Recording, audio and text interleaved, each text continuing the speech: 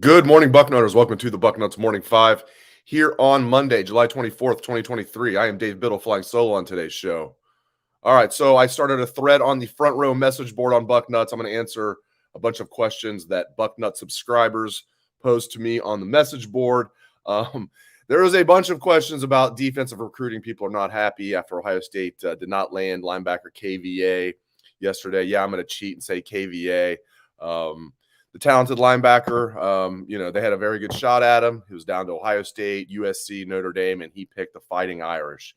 And people are not happy. We're going to get into all that and some other defensive recruiting stuff. We're also going to talk a lot about the Buckeyes themselves this fall. Look at some depth chart situations. We're going to talk about I was asked to give my prediction on who's going to make the college football playoff, who's going to be the first two teams out, final year of the 4-team playoff. Hey, the Buckeyes won the first 4-team playoff. How about they win the last one as well?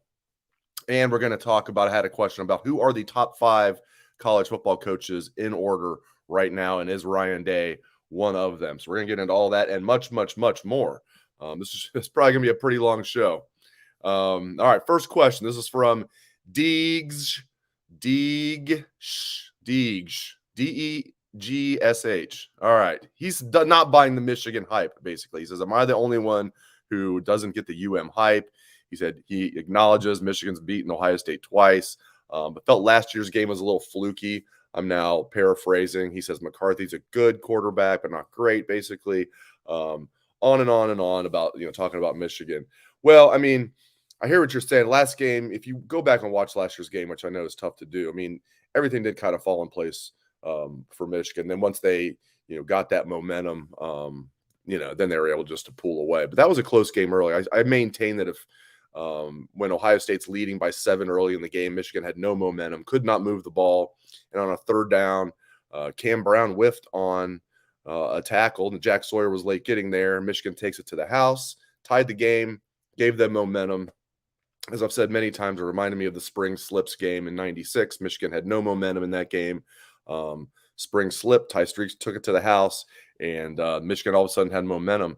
Same thing as in last year's game. But as far as people giving Michigan a lot of hype, picking them to win the Big Ten, like Phil Steele's picking them to win the Big Ten, and most people have Michigan a little bit ahead of Ohio State in the national rankings.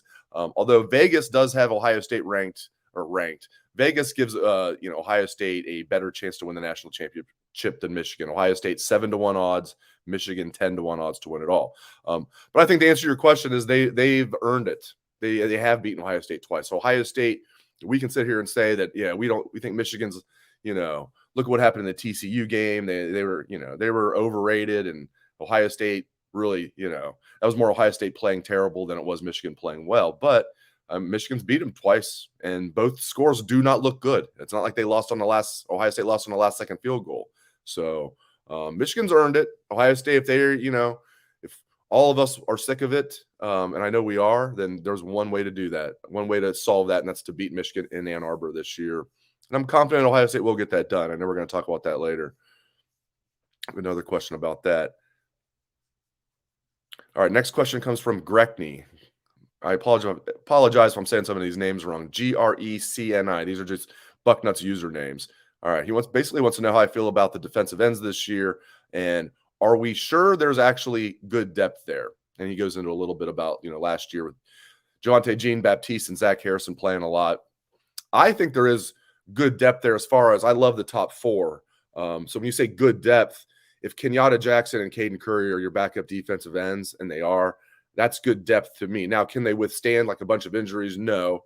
Amari Abor is the number 5 defensive end. That's a good situation to be in, but I still need to see it from him. But I'm confident Kenyatta Jackson and Caden Curry are going to have good seasons this year. And we know that Larry Johnson likes to use the rotation. So I'm very confident that, with JT Tuimoloau and Jack Sawyer as the starters, and then Kenyatta Jackson and Caden Curry as the top backups. I mean, if they can stay reasonably healthy, that's a fantastic top 4. And I think Kenyatta Jackson and Caden Curry are going to push Jack Sawyer. They'll push JT as well. But I mean, we at least saw flashes of it with JT last year. Obviously, he took over the Penn State game. Jack, and maybe it wasn't his fault. Now Jack's going to be able to put his hand in the dirt, go after the quarterback, seal the edge in the run game, just do what he does well. I also think Jack might have bulked up a little too much. Caden Curry bulked up a little too much not last year as a true freshman, but going into spring, which he acknowledged, and then he's slimmed down a little bit this offseason. So I think Kenyatta Jackson he has star potential. I think Caden Curry reminds me a lot of Matt Finkus from back in the day. I'm not just saying that because they both wear the number 92. So I like the situation at the end. All right. Next up, Man on the Moon. He said, give me your 2024 college football playoff predictions. Who's going to make the top 4 and who's going to be the top 2 out? This is a tough one. I have, I do not think Georgia is going to three-peat. This is, last year's roster was I didn't think was quite as good as their one the previous year. And I don't think their roster this year is as good as last year's. That being said, it's still really good. But they are breaking in a new quarterback. So that'll be interesting. But they have such a cake schedule. So I tend to think Georgia's going to get in. I'm going to pick the Buckeyes to get in. I'm not picking 2 Big Ten teams. I think it's going to be either Ohio State or Michigan, although Penn State has a very good roster this year. I'm going to pick the Buckeyes to get it done and to get back to the college football playoff, this time as Big Ten champ.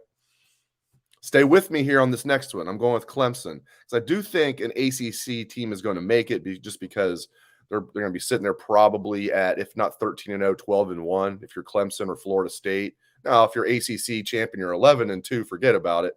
But if I had to bet, I think there's going to be probably a 12-1 ACC champ. And I think Clemson can get that done. I like their young quarterback. Dabo brought in a pretty good offensive coordinator. Their offensive coordinator last year was not good at all. So if their quarterback can live up to what I think he can be, Clemson might be a problem this year. And playing in the ACC helps them. Now, would I like to play Clemson in the playoff if Ohio State makes it? Yes. I'm not saying Clemson's going to win the championship, but I think they can make the playoff. And frankly, after Georgia and Ohio State, it got kind of tough when I was trying to pick these teams because, you got some teams that are just really bunched in there. But I'll go with Clemson. By the way, Phil Steele has Clemson second overall in the country. Again, not in his power rankings, but as far as because when you factor in schedule strength and everything. So take that for what it's worth. So I'll go with Clemson. And the last one, I'll go with Bama. Just because there's going to be 2 SEC teams that make it, right? We're going to say everybody's talking about how about there's 2 Big Ten teams make it. Well, there was last year, so it could happen again. I've even heard people say there could be 3 Big Ten teams make it. That's never going to happen when it'll happen starting next year, not when there's only 4 teams. I'd love that. I'd love to see that, but I don't think it's going to happen. So I'll go with Bama. But I want to point, I'll give you the 2 that I have, the first 2 out in a sec. I'll go with Bama because just because they're Bama, I guess it's like a default. But I have had people that I trust profusely who cover SEC football, and if anything, want Bama to do well. I'll put it that way. I won't go as far as to call them Bama fans, saying this is the worst. And you guys have heard me say this on the show once or twice, I'm sure. But I've had these people tell me that I trust that this is going to be the worst roster Saban's had in a while. Still a really good roster because it's Alabama. Just go back and look at their recent recruiting classes. Even if some of these guys haven't panned out, that's recruiting. They're still loaded with talent. It's just not up to where it's been, as evidenced by the fact they had to bring in Tyler Buckner from Notre Dame, who is right in the running to be their starting quarterback. I mean, he might not be. He's competing with 2 younger guys who were Saban recruits who've been at Alabama for a couple of years. So he's competing. It's a 3-man race. The point is, though, and it's not just a quarterback. They have some issues. But I'll go with Bama because, I mean, LSU is going to be in the running. I just feel like there's going to be 2 SEC teams that make it. So I'll go with Alabama. And then the first 2 out, I have Michigan. And then I'll go with USC. Almost put LSU in there, but I'll go with Michigan and USC as the first 2 out.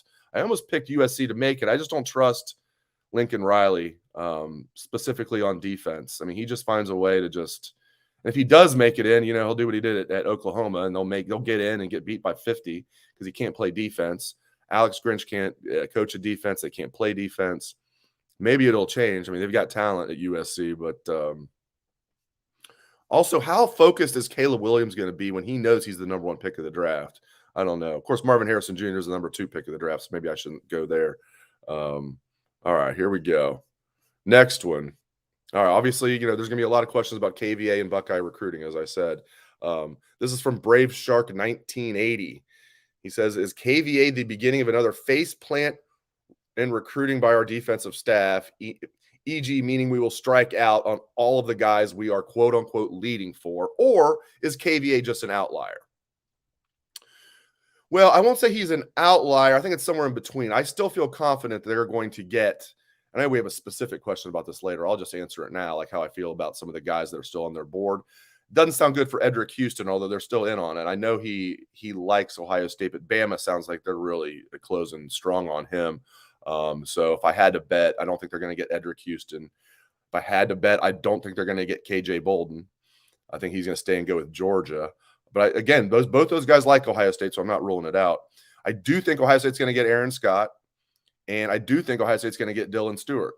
Those are 2 5-star defensive recruits right there, Aaron Scott, Dylan Stewart. Now, if they completely strike out, I get people freaking out. I do. I'm still in wait-and-see mode. Of course, you guys could do whatever the heck you want. Our website's called Bucknuts. As Dan Rubin always says, it's not called Buck Rational Observers. It's Bucknuts. So have at it. But I still feel like they're going to, well, maybe it's not going to be the incredibly great haul that we expected on defense. It's still going to be pretty damn good. But they have to get Aaron Scott, in my opinion, and they need to get Dylan Stewart.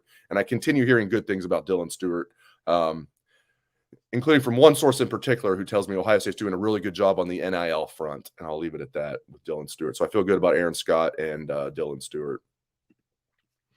All right, moving right along. Oh, there's another off-topic question from Brave Shark. Will the Reds take the series from the Brewers? Would be nice, right? If they do, they'll be back in sole possession of first place. I won't take too long on this one. What's weird is, man, you go up to Milwaukee, and I'm thinking, as a Reds fan, I'm like, hopefully we just get one of 3. That's not a good go 1-2, win one of the 3 games. That's not a winner's attitude. Go in there and win the series, okay? Yeah, I'm going to just change my mind here live on the air. Can they do it? Yeah, they can do it. They just got to. The Brewers seem to be whatever their kryptonite. They haven't played the Braves really well. They only won one of those 3 games, but every game was tight, and they played great baseball. And the Braves, to me, are just clearly the best team in baseball. So yeah, they can do it. We'll see if they do it. It's fun. It's house money for the Reds at this point. We never expected this. All right, One Bad Buck wants to know, would Ohio State be a top 2 or 3 team in the SEC every year? I think that'd be right there. That's certainly top 3 team, every year. They'd be right there. Ohio State to me is better than LSU, and LSU is going to be right there. Tennessee has a chance to be, 3rd best team, maybe even the 2nd best team. Those are the top 4 teams this year, probably in the, in whatever order: Georgia, Bama, LSU, Tennessee. I know A&M's getting a lot of buzz, from their top 15. I'll believe it when I see it. That's one of those I wish we could, bet that they're not going to finish in the top 15. They need to put that on my app that I use here in the great state of Ohio. So a couple more quick ones from One Bad Buck. Will the corners have 5 or more interceptions this year? Yes, as a collective unit, yes. When I first read that, I thought he meant, will any corners themselves, individual corners? I would go no on that. But as a collective unit, yes, which they didn't do last year, which is why he's asking the question. Another one, will there be a double-digit sack guy this year? Man, that's tough. Can JT get there? Can Mike Hall get there? I'll say they both fall just short, but they'll be knocking on that door. 9, 9.5, and maybe they'll get there, depending on how many games Ohio State plays. Hopefully they play 15. But I'll go with they fall just short. But Mike Hall is going to be disruptive up the middle. Usually wouldn't say a defensive tackle is in the mix for 10 sacks, but Mike Hall, if he stays healthy, will be. I mean, he had 2.5 in when he had played 6 plays one game because of the shoulder. So you can get that mini Aaron Donald stay healthy. He can push for double digits. And then JT can get there. Sawyer, I guess, could. Kenyatta Jackson could, but Tuimoloau is the one that gives me a little pause there. I think he could get it, but I'll say he falls just short. Again, right around that. I'll go with 9, 9.5 for JT and 8 for Mike Hall, somewhere around there. And hopefully I'm wrong. Hopefully this is one of the many things I'm wrong about. One more from One Bad Buck. Ryan Day's last 3 quarterbacks have all been Heisman finalists. Will the winner of the job this year keep the trend going? It's interesting. I will go with no, but it'll be very close. If Kyle McCord, we're assuming he's going to be the starter, plays well, he's got this embarrassment of riches to throw to. I'll say he just falls short of being a Heisman finalist, but it won't surprise me if he's there, because you couldn't find a more quarterback friendly offense, as evidenced by what you just said with the last 3 quarterbacks have all been Heisman finalists. Of course, the last 3 quarterbacks have all been really good first round NFL draft picks. So that's another thing. It's not just they're products of the system. It's those gents, including the late great Dwayne Haskins, extremely talented. And I think Justin Fields is going to have a big year this year. Now that he's got weapons around him, and CJ Stroud's getting a lot of good buzz with the Texans' 2nd overall pick. I think Fields and Stroud are going to be the ones that turn this narrative around about Ohio State. It's not even a narrative. It's just a fact. I love Mike Tomczak going back that's the first Ohio State quarterback I can remember when I actually knew what was going on with Ohio State football and liked it a lot. My mom and dad were into it, so that's from a young age I was into it. But so I was like 6 years old, and the first quarterback I remember was Mike Tomczak. So I love Mike Tomczak. But when Mike Tomczak is your best NFL quarterback that you've had from a program in the last, basically ever, that says it all right there. So they've got to buck this trend, and I think both of them will. So we'll see. All right, moving right along. Told you guys it was going to be a long show. A lot of good stuff here, though. Bucknuts subscribers coming strong with questions. Next one is from 32 Buckeye Forever. 32 Buckeye Forever. He's like, Dave, where do you see Lorenzo Styles in the corner rotation? Is he a project who might redshirt this year to preserve 2 years of eligibility? I don't think he's going to redshirt. I think they're at least going to use him on special teams, but he's more of a depth piece at corner. You look at corner, I love the depth there with, let's just go right down the list. Denzel Burke's the number 1 corner, and then whatever order, 2, 3, Jordan Hancock, Davison Igbinosun, Jordan Hancock. Those guys to me are almost interchangeable. Love that they have both of them. And then Jair Brown, that's a luxury to have him as a second-year guy as your number 4 corner. So you got Jair Brown, you have Ryan Turner, you got the 2 true freshmen with Jermaine Matthews, Calvin Simpson-Hunt, and then Lorenzo Styles is your 8th. I'm not saying he's 8th on the depth chart. I'm just saying they have 8 scholarship corners, but he might fit in maybe 5th or 6th. I don't know. He's certainly not in the top 4. So I don't think he'll redshirt, but after what they went through last year when they only had 6 scholarship corners and then they got nailed with just decimated by injuries. I mean, it's nice to have 8 scholarship corners, and then if they can stay reasonably healthy, that's a good group right there, especially with Denzel Burke in his money year. Really came on in the spring. I think he's going to have a big year after a sophomore slump last year. So, and then you got, again, Hancock, Igbinosun, Jair Brown. Really like it. So, yeah, Lorenzo Styles, I don't think he's going to redshirt, although I guess I shouldn't rule it out. But I think he's going to at least help on special teams. All right, next one from 32 Buckeye Forever. Could Jelani Thurman take the number 3 or possibly the number 2 tight end spot this year? No, not this year, because I know they really like Joe Royer as that number 2, and G. Scott had a really good spring too. So he's knocking, G. Scott right now is a clear number 3. But, could Jelani Thurman perhaps get into that number 3 role? I could see that. I can't see him getting into the number 2 role, though. But the future's bright for that young man. We'll just put it that way. But this year, I think it's going to be tough for him to play a lot as a true freshman. We shall see. Next question is from Woody Hayes. I love when Woody asks me questions. Just feel flattered. Woody Hayes wants to know why so little talk about the depth in our defensive backfield. Now, I don't know if he means, when I first read this, you probably go with your first instinct.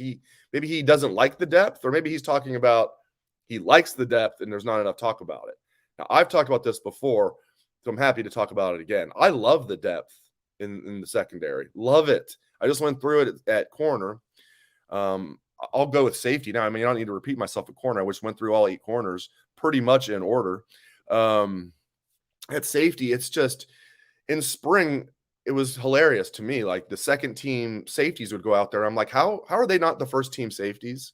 So the first team safeties in spring were Proctor, Ransom, and Cam Martinez. And there's no doubt Ransom's going to be a starter. They've talked about that. But I think the other 2, I mean, I'm thinking, come on, Proctor's not going to – he can't be a starter, in my opinion. But then the second team guys would run out there, and it'd be Sonny Styles, Kai Stokes, and Jihad Carter. And I'm like, okay, well, Sonny Styles has to start. And then one of those other 2 guys I think needs to start. I like Kai Stokes a lot. And then Jihad Carter, hard to tell from the spring, but based on his pedigree from Syracuse, he was really good at Syracuse. I mean, their fans were pissed when he left, not like upset at him, like he wasn't getting like threats or anything, but they feel like, like we all are sports fans. One of our, guy we think is really good in our team leaves, whether it's a pro sport, he leaves as a free agent, or college, he transfers. You're gonna be like, damn, I like that guy. Like he's good. That's how Syracuse fans felt about Jahad Carter if you got it on Syracuse board. So now, does that mean just because he was a good starter at Syracuse, he can be a good starter at Ohio State? No, but he didn't come here to sit the bench, so that's interesting. Point of the matter is I love the depth at safety. Love it. When the second team is going out there in the spring and you're like, how is that not the first team? You got good depth at safety. And so, again, Lathan Ransom, Sonny Styles, to me, are, in my book, should be locked for starters. And then we'll see after that. Cam Martinez doesn't get a lot of love from fans. Struggled last year as his first extended playing time at the collegiate level. Young man that was an outstanding quarterback. Run first quarterback, state of Michigan. Was actually the Gatorade Player of the Year in the state of Michigan his senior year. Tough kid, smart kid. Actually had a really good spring. So I wouldn't write off Cam Martinez yet. I know he struggled last year. He's in the slot. Jahad Carter can play the slot. You can move Jair Brown over to play the slot if you want to. You can move Ryan Turner over to play the slot. They've got options. They got depth at corner, depth at safety. So Woody, you not need to roll over in your grave. You can just party in your grave because we've got good depth in the secondary this year. We could use a Jack Tatum. Maybe Sonny Styles can be the Jack Tatum, though. Maybe we do. Maybe we have a bigger Jack Tatum. But we don't need Sonny getting kicked out of games. Jack Tatum would make it through like 2 plays in today's game, Woody. Jack Tatum would make it through like 2 plays. Yes, it was before my time, but I've watched plenty of film of Jack Tatum. What I didn't know was when Jack Tatum paralyzed the guy in the NFL at the hit, I didn't know till years later that was a preseason game. Boy, Jack Tatum. When Jim Tressel got the job, another thing you couldn't do today, it'd be too politically incorrect. It wasn't even that long ago. Jim Tressel got the job. You guys will remember this. He had the Jack Tatum Hit of the Week. They would give out an award every week at the weekly press conference, the official press conference with Tressel all up there in a suit and tie and, all the media there. We had media luncheon and everything. And Tressel would get up there and they'd have their different awards. And one would be the Jack Tatum Hit of the Week. So couldn't do that today. Okay, Buford Phillip, 1995, says, Dave, little out there question, but what do you see as the first play we run week 1? Oh, I think the Statue of Liberty, right? I have no idea. Let's go with some type of pass to Marvin Harrison. How about some type of just to get him involved right away? How about like I don't know, a deep in route to Marvin Harrison, maybe intermediate. I don't know. I have no idea. They'll probably run up the middle now that I said that. Buckeye Warrior, in your opinion, rate Coach Knowles' recruiting.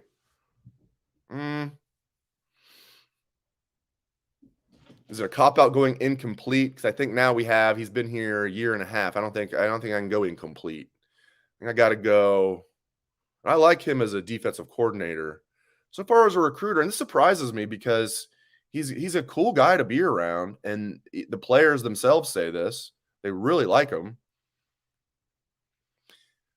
C-. I don't know. It's just, and another thing, they only play 2 linebackers.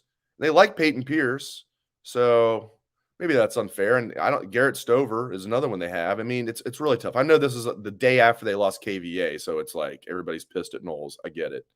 And they didn't, missed out on guys last year too. That's when I would have given him an incomplete. Yeah, you can't give him like an A or a B. I'm not going to give him an F. I think Peyton Pierce is really good. I think he's going to be the future starting middle linebacker here. So I'll give him a C-. I get it. KVA was a big miss. James Laurinaitis is helping out too. So I still think they're going to get, somebody. Is it going to be Booker Pickett Jr., whose uncle Ryan Pickett was a very good D tackle here? I don't know. I mean, I would guess Booker Pickett Jr., 4-star, high 4-star, will probably stay in the South. He's from Florida. He's down to basically Florida, Georgia, Miami, and Ohio State. He's going to visit Ohio State, according to our Bill Kurlick. So they're in on other guys. So we'll see. frankly, with Jim Knowles, if they have a kick-ass defense this year, I don't want to say I don't care about recruiting. I care about recruiting, but the number one thing I care about is how is he going to do as the coordinator this year, and I think he's going to do pretty well with all this depth we've been talking about.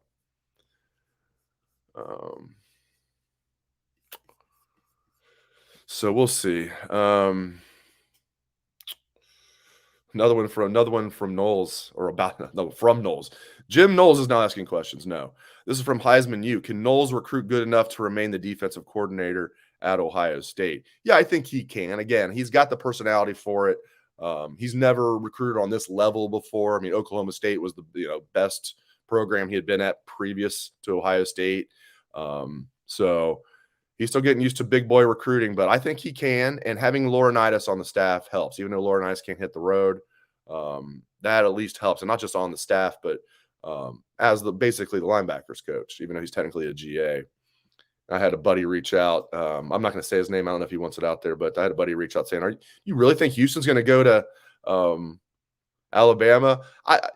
I don't know. I'm just, if I had to bet right now, it sounds like it's trending away from Ohio State. I'll put it that way, my friend. And thank you for tuning in. I appreciate the question. But so I don't feel that strong that he's going to go to Bama. I don't feel that strong he's going to go to Ohio State. I'll put it this way. If you gave me Ohio State or the field for Edric Houston, I would take the field and hope I'm wrong. Let's put it that way. But again, I do feel confident about Aaron Scott and Dylan Stewart. But there you go about Coach Knowles' recruiting. I think we've even got more in the hopper here. Maybe I'll skip past this as I'm just going to repeat myself. Okay, this is more of a question for the people that do our database at 24/7 Sports. This is from Arcs BB. Arcs BB. Why can't we get separate offensive and defensive recruiting rankings as well as overall? Yeah, I get it. He's saying with all the spreadsheet wizards out there, he's like, this would help provide insights and add to the recruiting dialogue.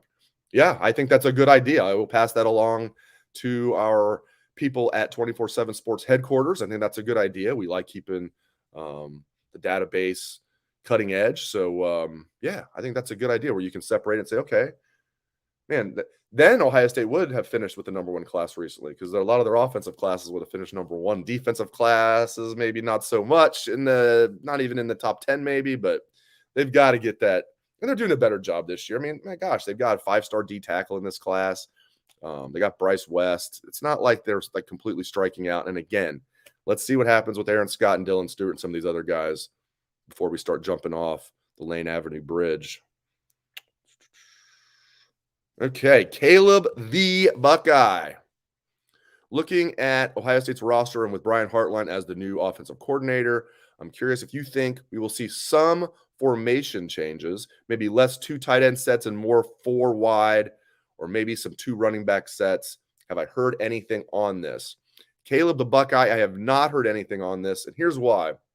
I am convinced, could be wrong, that Ryan Day is still going to be running the show. Now, will Brian Hartline be heavily involved in everything? Yes, just like Kevin Wilson was, but I don't think he's going to turn it over to Brian Hartline. Now, will Brian Hartline, can he suggest, like you're mentioning, hey, I think we should do more 4 wide against this team, maybe less 12 personnel against these guys?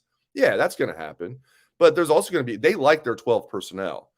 As most of you know, I'm sure you guys know, 2 tight ends on the field, 12 personnel. And they like that. They run a lot of that, relatively speaking, for a team known for throwing the ball a lot and mixing in, I mean, they do. They're known for throwing the ball a lot, but don't forget J.K. Dobbins. That was Ryan Day's first season as head coach, and J.K. Dobbins, the only Ohio State running back to ever reach 2,000 yards in a season. That was a Ryan Day running back, is the only one to reach 2,000 yards. So it's not like Ryan Day ignores the running game. Travion Henderson went over 1,000 yards his freshman season. So they were so hurt, so just crushed with injuries at the running back position last year. But so I think will Hartline have some new ideas? Yes. Will Day, lean on him at times for play calling? Yes, but this is still going to be Ryan Day's show, in my opinion. We'll see. Because when Coach Day was asked about that during the spring, you kind of could read between the lines. This isn't like, yep, just turning over the reins to Brian. Here you go. So collaborative effort. Justin Fry will be involved in that too. Run game coordinator, Justin Fry. So all 3 of those guys will be heavily involved. And I love they have Joe Philbin as an analyst. How about that? That's just we talked about that like months ago when it happened. I haven't really talked about that much. I just absolutely love having a former NFL head coach on this staff, and he also very good NFL offensive coordinator for many years. A lot of experience as an offensive line coach. But he's going to help with the O-line, the offense in general. That's awesome. And you still have Todd Fitch on staff as an analyst too, another guy that Ryan Day really likes and really leans on. So Ryan's done a good job with his, getting his these analysts, the Saban plan. Philbin being the one that really interests me. Although I like Todd Fitch a lot too. It's just he's been there for a few years, and it's good that he's around, and it's good that Philbin's around too. It's good they have two of them. Okay. This is from J. Andre 32. J. Andre 32. Aside from quarterback play, which position's performance will have the largest impact on our chances at a national championship this season? It's got to be offensive line, right? Has to be. Has to be. I believe in this defense. I will say the offensive line, I think it can get there, but I need to see it first. I just have some questions there. I think Carson Hinsman's going to be a future stud here. Like, is he going to be a stud right away as a redshirt freshman? That's tough. He can do it though. And when is he going to be a stud? He doesn't need to be the first game. He needs to be able to get the job done. Can he morph into that, as the season goes as the starting center, presuming he beats out Vic Cutler like I think he will. So I really like Carson Hinsman. Would have liked another year in the lab. I wish Whippler would have came back for one more year, but is what it is. Turn the page. Let's go Carson Hinsman. It's your time now. Good kid, good family, and tough Wisconsin boy. I think I'm confident in him. And then you look at the tackles. Josh Fryer, first-year starter, but was the sixth man last year. He's probably better suited as a right tackle, but he's going to play left tackle. Good player. I think he's going to have a good year. And then if it's Josh Simmons at right tackle, the transfer from San Diego State, how's he going to be? He was good as a redshirt freshman at San Diego State, but that was San Diego State. Also had more than his share of penalties, but a lot of those were, pre-snap things. You can work on that. Now some guys just never get over it, as we know. Fill in your JB Shugarts joke as you will, but I say Simmons is probably going to be the starting right tackle, but Zen Mahalski's not going to go down without a fight. Tegra, Shabola, not going to go down without a fight. So they've got a little bit of depth there, so that's good.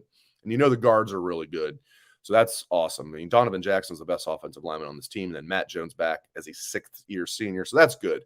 But to answer your question, what's going to decide that? The offensive line to me. You say other than quarterback, offensive line. That's the biggest question. If the offensive line can be good, this team can go a long way. If the offensive line's just average, can't get it done then. That's not going to be good enough against Michigan. That's not going to be good enough against any team you play in the playoff if you're fortunate enough to get there.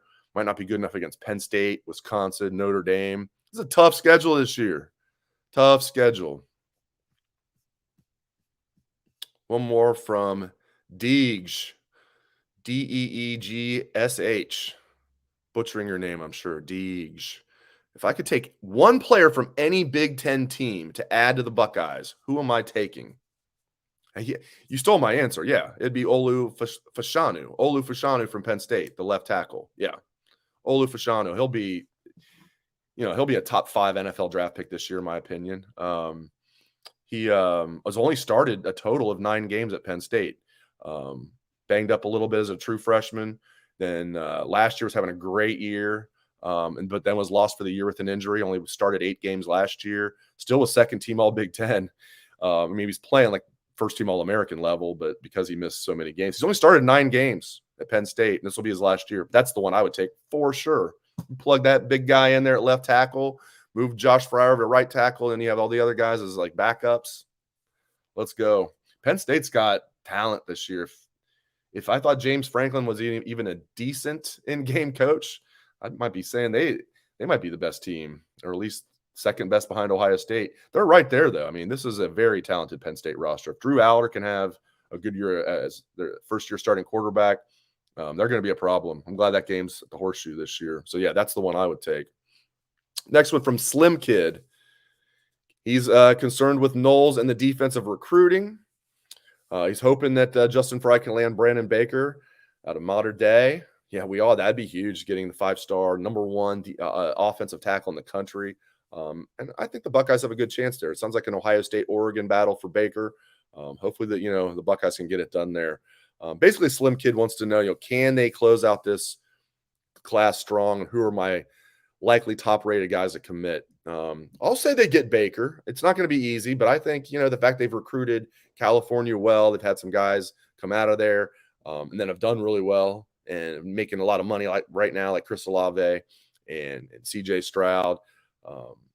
Had Wyatt Davis was a 3rd-round pick from California. They got Hero Canoe from out there and a few others. So just missed out on KVA, but overall they've done a good job out there. I think they're going to win out over Oregon. I'll go with Baker's going to be a Buckeye. I think Ohio State will land Dylan Stewart, like I said. And I think Ohio State's going to land Aaron Scott. And there'll be others, but those are 3 big-time guys I think Ohio State's going to get. They're going to get those 3 5-star guys. Jeff 2011. Oh, this is part of the headline of today's show. With the KVA decision and a section of Bucknutters losing their minds, do you feel Ryan Day is a top 5 coach? Who would you rank as the top 5 coaches in college football? Let's get to it. All right, you got to put Saban number 1. Have to put Nick Saban number 1, even though he might be on the downturn. I'll believe it's like, I know they haven't won a national championship in all of 3 years, but yeah, he's won he's the best coach ever. He's got to be number 1, has to be. And I think you got to put Kirby number 2, right? Have to. I mean, he's back-to-back national champion. Imagine right now being a Georgia fan and somebody not ranking Kirby as one of the top 2 coaches. You'd be like, come on. He just won the last 2 national championships. He's recruiting his butt off. He might be the new Saban. I don't think he's going to get that far, but you just can't argue with the results, which leads me to number 3, Dabo Swinney. Now, do I think Dabo right now is really would I pick him over maybe a couple other guys that are going to be a little further down on my list? No, but I think, again, he's won 2 national championships. Again, put yourself in the shoes of a Clemson fan. I mean, somebody's talking about your head coach and he's won 2 national championships. You're going to put somebody who hasn't won a national championship over a guy that's won 2?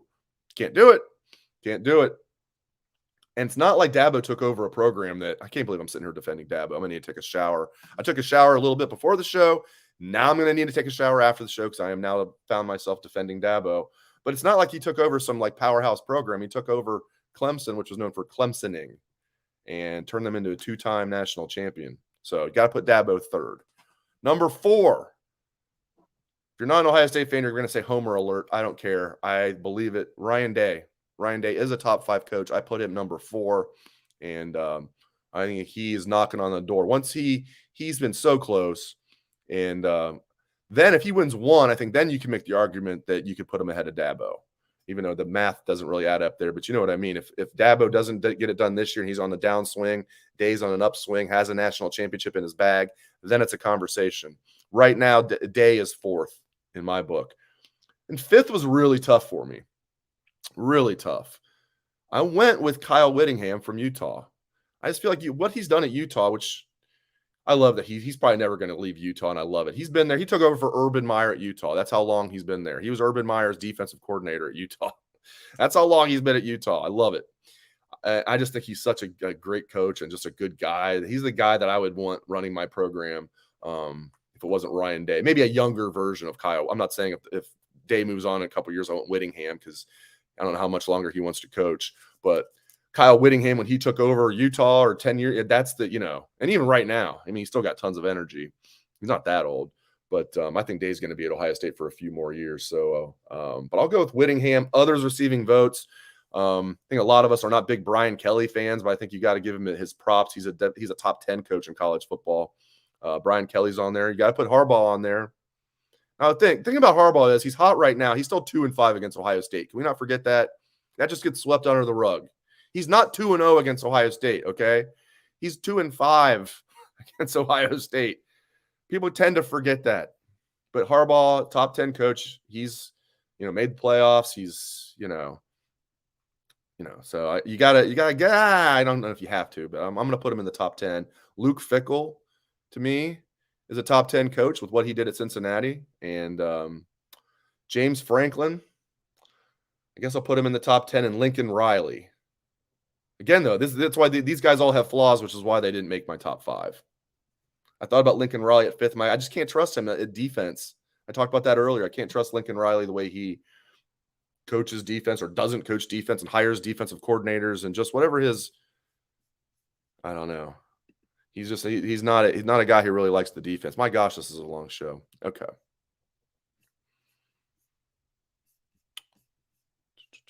Foxar 2001. Yeah, as he mentioned, this is basically questions that have been asked earlier. This is just about KVA and missing out on defensive recruits and what I think Dylan Stewart and Aaron Scott are going to do. So there you go. I've already answered that one. Buckeye 45-27. I like that.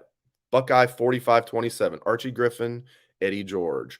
The little bit of Andy Katzenmoyer mixed in, which I always thought that was so cool of Archie. He could have said, no, you're not taking my 45. He let Andy Katzenmoyer wear it. Love that. Archie's just such a great guy, which is why Caleb Williams can't win the Heisman this year. We still need Archie to be the only 2-time winner of the Heisman Trophy. Buckeye 45-27. With the playoffs expanding next year, do I think the coaches will rotate the players more often to keep the starters fresh and to prevent injuries? Interesting. I hadn't thought about that. Makes sense. I don't know if they will. Theoretically, that makes sense, though. It's a good question. I never thought about that. But, yeah, now you know, like it's not like this year, you can lose 1 game and still get in, but you can't lose 2. You can't lose 2. Next year, if Ohio State goes 10-2, they're a lock to get in. They'll probably be in if they're 9-3, depending on what the 3 is. They'll probably still be a top 12 team if they're 9-3. So there you go. Bayou Buckeye, 1995. Bayou Buckeye, 1995. What is the strongest and weakest aspect of the 2023 Ohio State Buckeyes? And can one of these negate the other? Strongest aspect is the wide receivers. I mean, you've got the number 1 wide receiver projected in next year's draft, and he's projected as high as the number 2 overall pick. So I'm saying he's the best wide receiver to come out of college football since Randy Moss. And we see it. I mean, he made so many plays last year that were just ridiculous. Marvin Harrison Jr. is unbelievable. And then Emeka Egbuka, by many, is projected as the number 2 wide receiver off the board.